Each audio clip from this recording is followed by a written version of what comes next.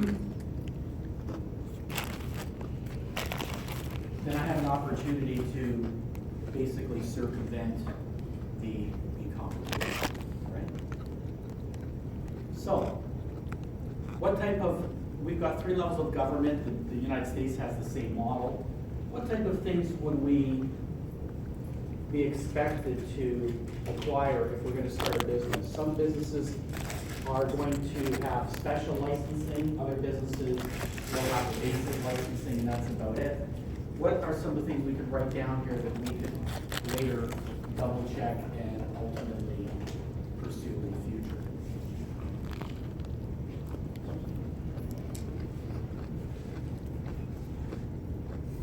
Do you have a license to operate in general? Okay, what's a license to operate in general? What is that? Business license? A business license, correct.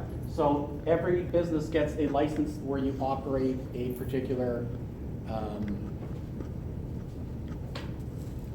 Operation. business as a sole proprietorship or potentially as a corporation. So we need to get what's called a business license.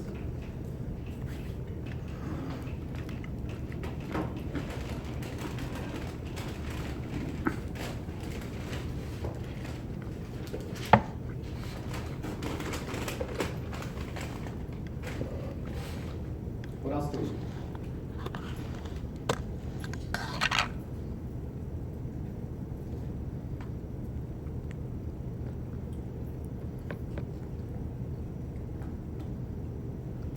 Maybe like a permit for the building that you're in? You'll probably need a building permit Yeah, to modify the building, yeah. okay?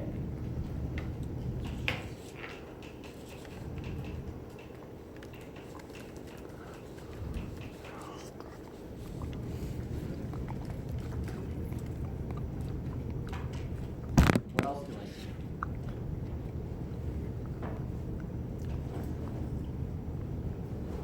What kind of business is this? It could be anything, it could be a store, it could be a manufacturer. Just think of any business and we'll get the special licensing after, Well, food places, don't they need like a pass for coming? right? So for a food business, there's a separate license as a food operator, okay? In that particular case, I need a license and I will be subject to periodic inspections. And those periodic inspections are going to either give me a pass or a fail based on the state of my operation, right? If it's not clean, I'll get a fail to close me down, to take away my license.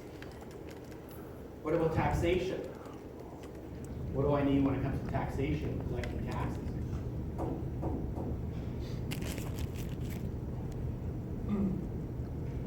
Corporate account, I don't know. Like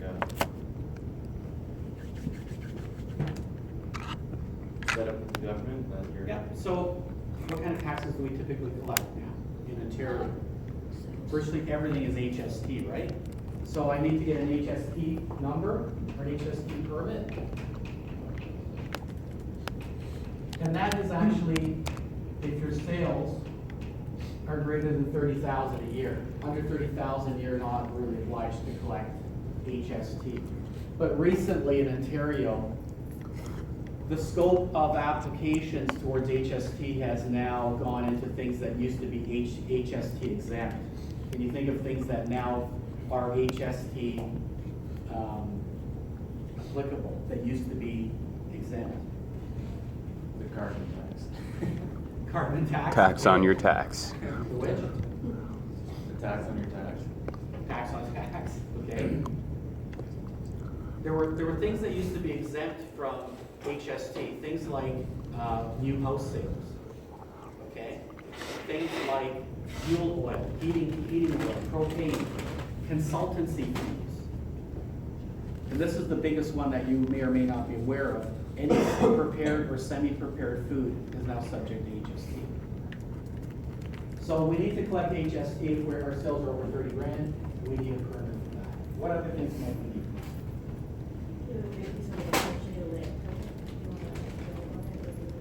Okay, so we'll call that's the building permit here.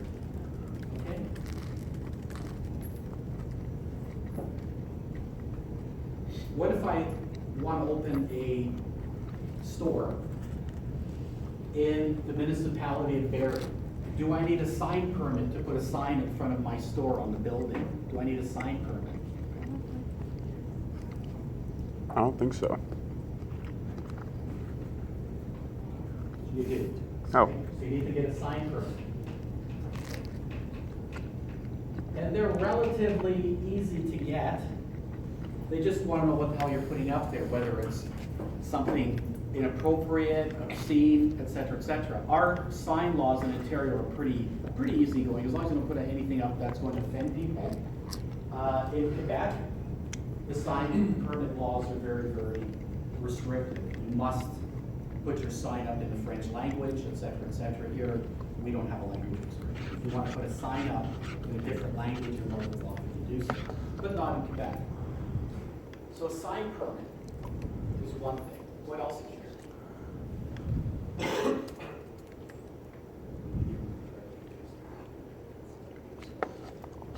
Here's a question. You know these sandwich board signs or these temporary signs you see on the curbs of roadways where it says 50% off sale, 3 weeks only?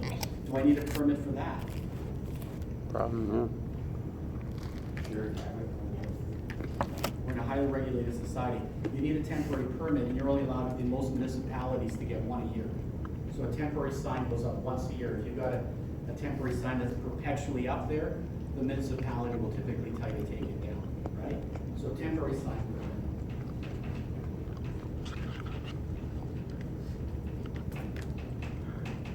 So if you've got let's say you've got some sort of a restaurant and you put a permanent sign up on the building, right, of the restaurant's name, you need a permit for that, otherwise you get in trouble.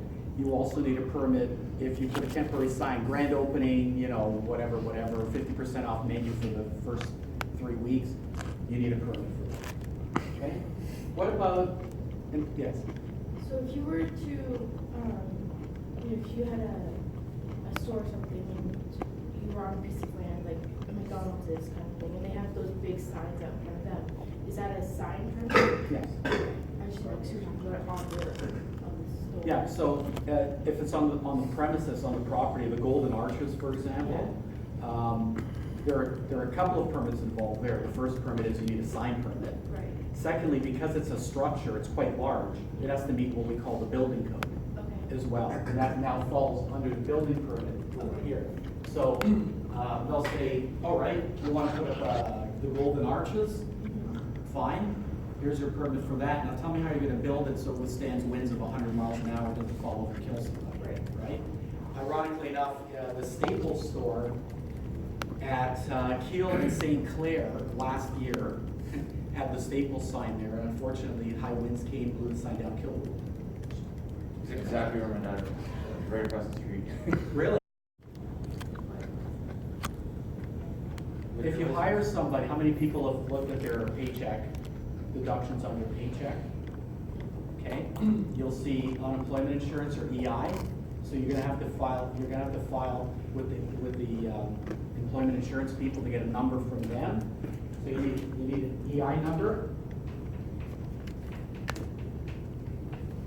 Like CCP and stuff. And CPP, right?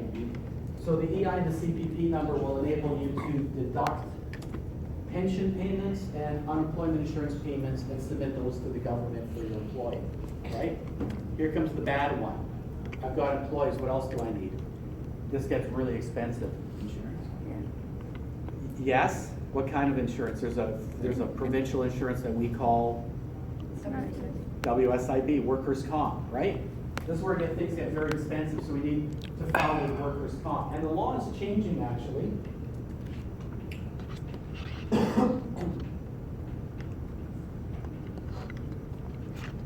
The law's changing, actually. Workers' comp traditionally only applied to employees. So how did companies get their way around that? They would hire people as contractors.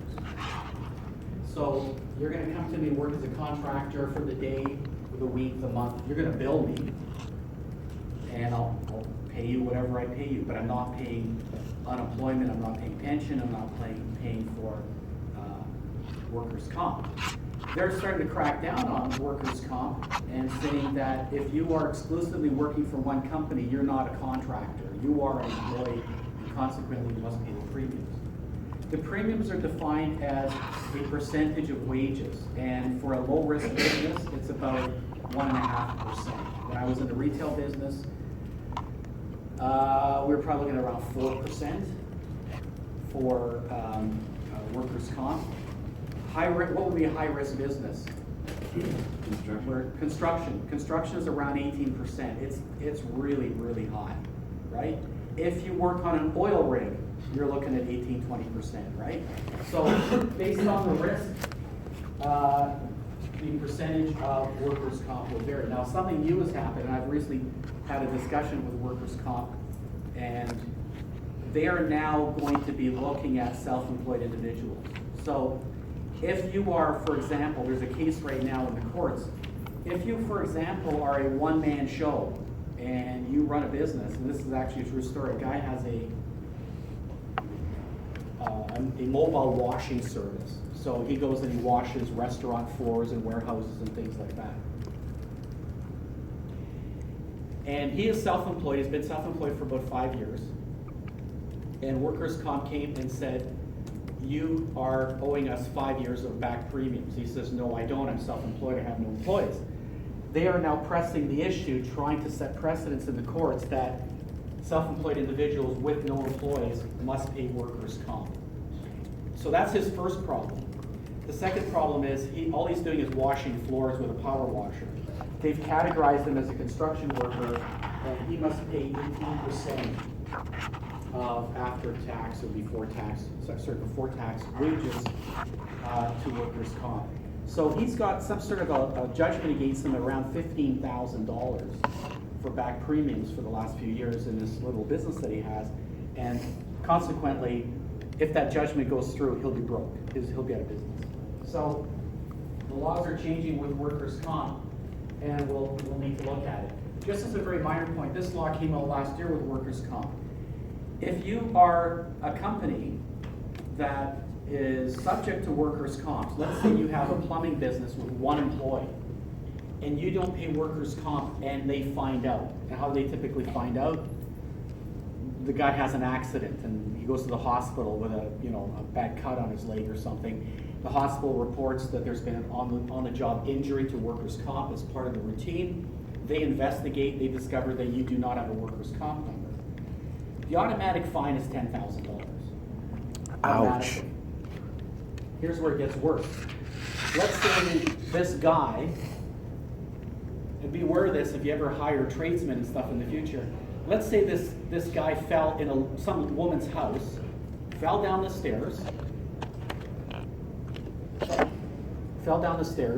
and in this lady's house, the guy cut his leg.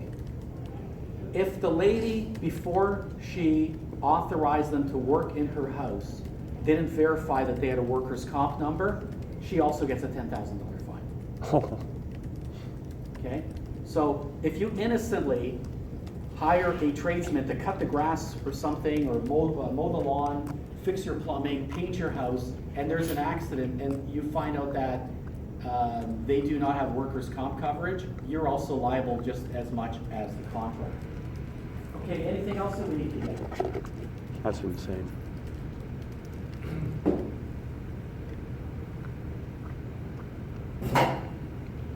Well, for golf courses, we could need water permits, drainage permits.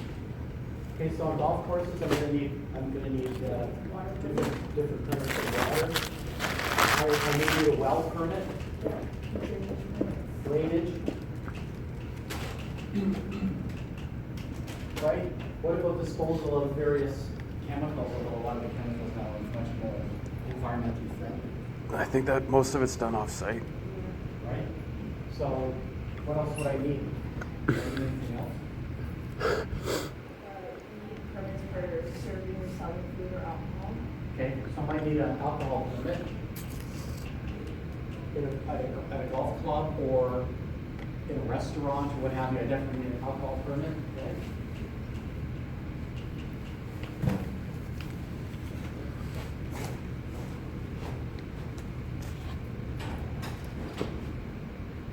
various municipalities require a separate business license. The city of Toronto requires a separate business license. So I may need a municipal.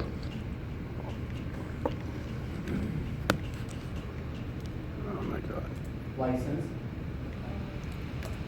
So golf courses might require, a vehicle permit if you're running golf carts and stuff like golf. Okay. So special vehicle permit.